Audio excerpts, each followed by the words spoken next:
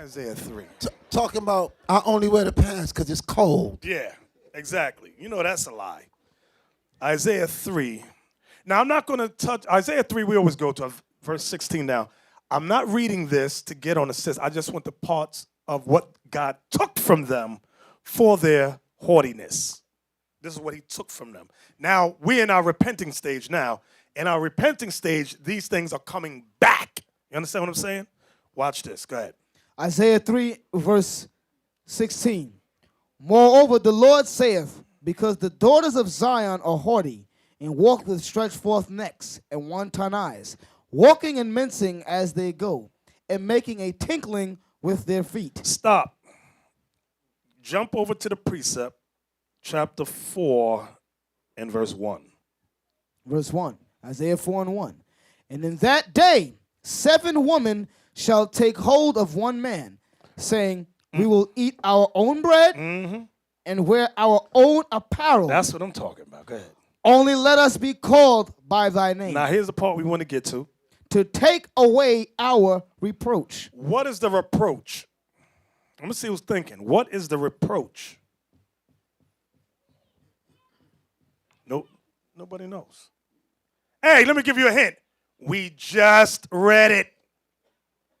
Go back to Isaiah 3 and 16. There's nobody listening. Moreover, the Lord saith, because the daughters of Zion are haughty, and walk with stretched forth necks and wanton eyes, walking and mincing as they go, and making a tinkling with their feet. Now read 4 and 1, the last part. Only let us be called by thy name, to take away our reproach. The reproach is what we just read. The haughtiness, the pride and mean spirit they had. They want that name off them. You know how today we call them, what do we call black women? What is it? No, not us in here. They call them, not chicken heads. No, in the world. I'm talking in the world. What do they call black women? Not pigeons. No. Something like mean spirited. It's something like stuck up. Stank. Not stink. Yeah, Dag, Leon. Deacon Yarosup call him a pit bull crossbreeded with a rattlesnake. Yeah. But you know, our brothers always say they mean-spirited. I'm talking in the world. They never smile. Yes. Yeah, them type of things. They got a nasty All that attitude. ties into this here in Isaiah 3:16. So Isaiah 4 and 1, the bottom part, they said, we'll be called by the name to take away our reproach. Meaning they always had that on them from back then. So now what we want to get to in this lesson, jump to verse 18. This is what I really wanted to get to. Verse 18.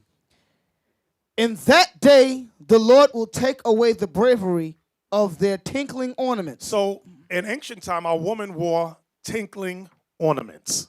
Ornaments that made a sound when they walked. That's why the bottom part says, verse 16, where it says, and making a tinkling with their feet. They would wear these ornaments around. You ever see ankle bracelets?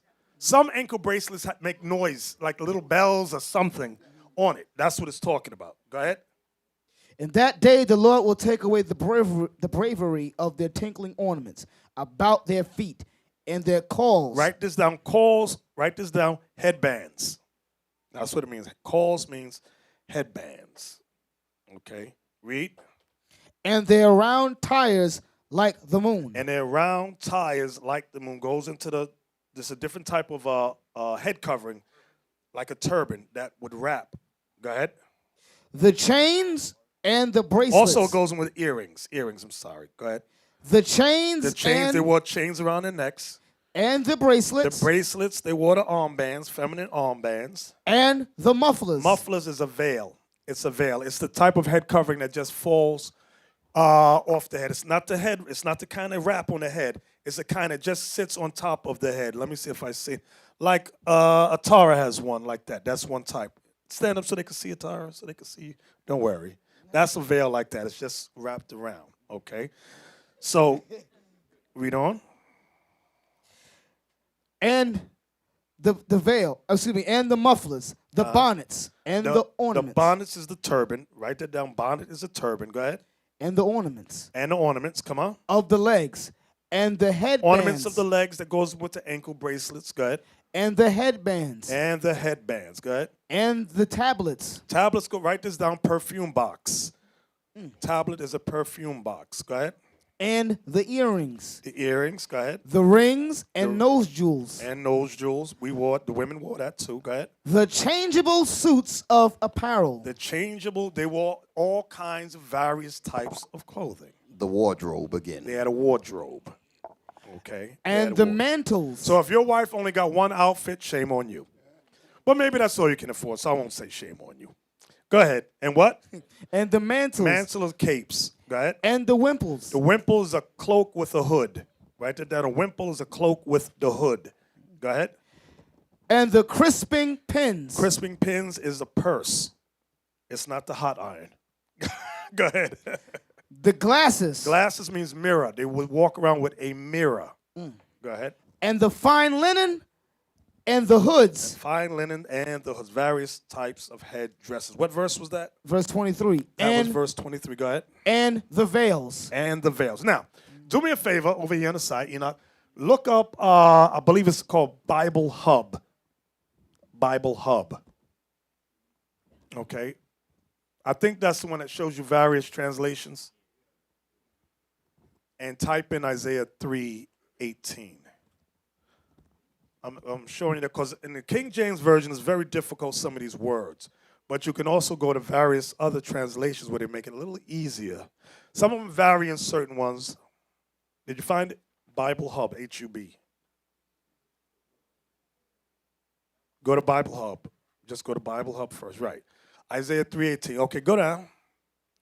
Okay, see the English Standard Version? In that day, the Lord will take away the finery of the anklets, the headbands, and the crescents. Okay, let me go down. See the King James is there.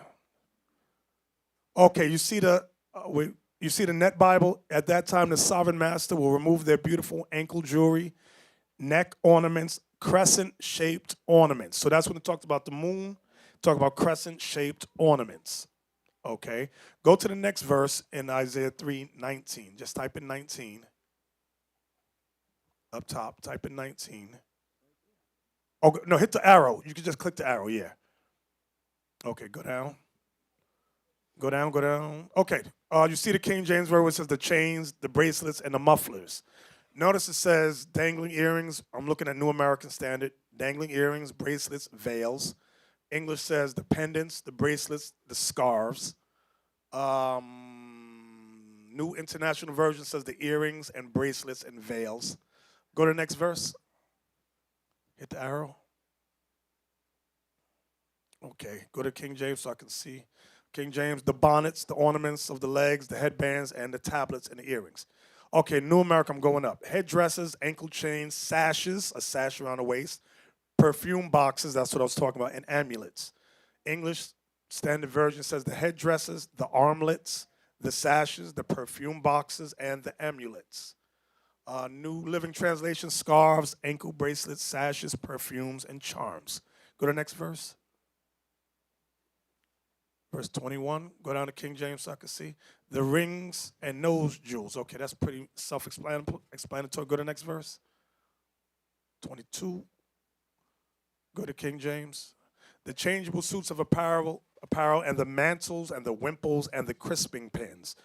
I'll go up. It says festal robes, outer tunics, cloaks, money purses. That's a purse.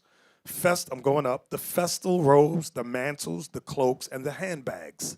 New Living says party clothes, gowns, capes, and purses. Okay. Do we end at 22? We don't? Go on, next verse.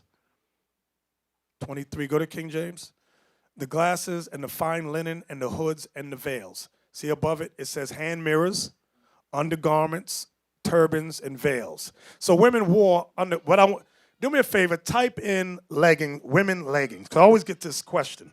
Do women wear anything under the dress? Yeah, you nasty if you don't wear nothing under your dress.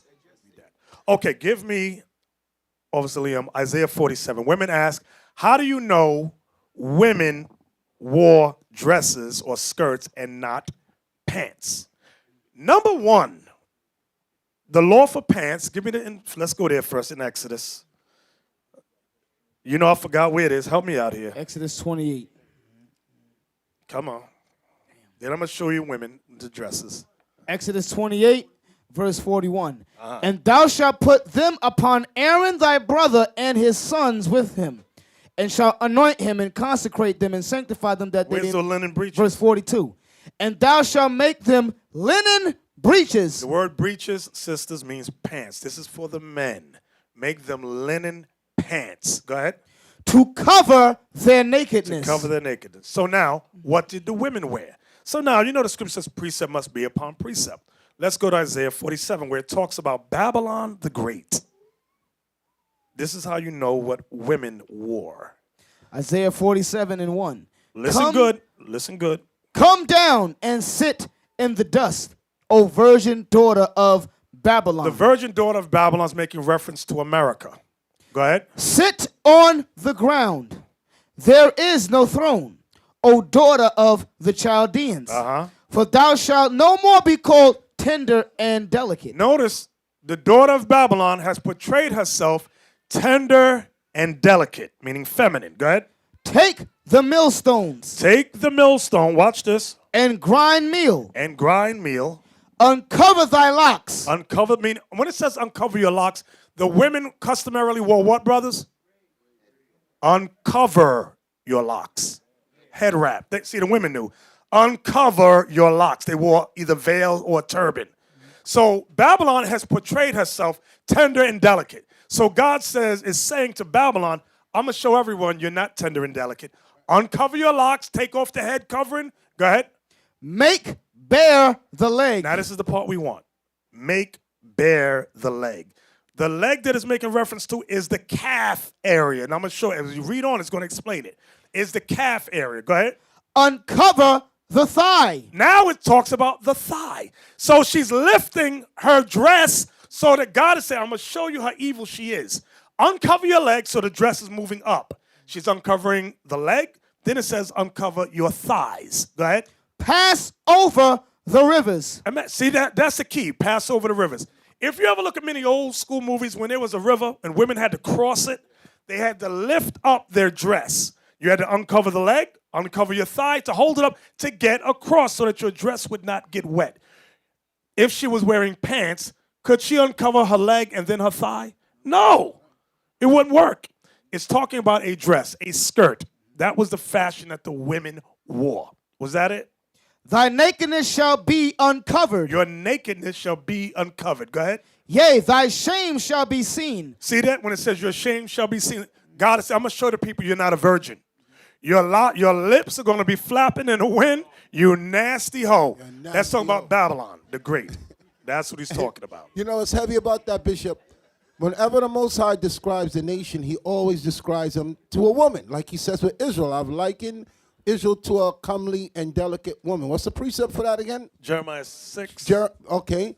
The Most High always used the elements or the things around him to do his parables. So he's describing a woman going from pretty and demure to just filth. And what he describes is a woman showing herself, uncovering herself, like how you women feel comfortable with now. Real short skirts, your thighs out, everything for everybody to see you. And that's why he says your nakedness is what's going to bring you your shame. You women feel comfortable walking around looking half naked. You don't feel ashamed. So the Most High is giving you an analogy of a woman being uncovered and brought to shame. And that's why he gave you the analogy of the skirt rising up. Because a lot of times we'll get the call, well, how long should my skirt be? So I usually explain to them, look, if you're sitting down and people can see inside your private area, you're nasty. You should be to the point where when you sit, people can look and see your private. So the Most High, to show that the woman, the shame of her was to bring it all the way up to your thigh. Y'all don't see black women walking the street like that? When they pass by, it's just an inch from their private area. And they feel comfortable that way. Shalom. This is Bishop Nathanyel of Israel United in Christ. Please subscribe to our YouTube channels. Stay up to date with our latest events, music, and classroom lessons.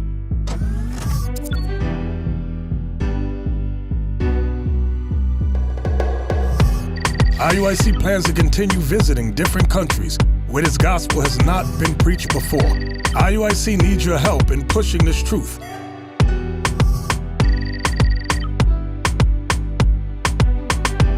So join us. Subscribe to our Instagram, Facebook, Twitter, and podcasts, and stay up to date with us.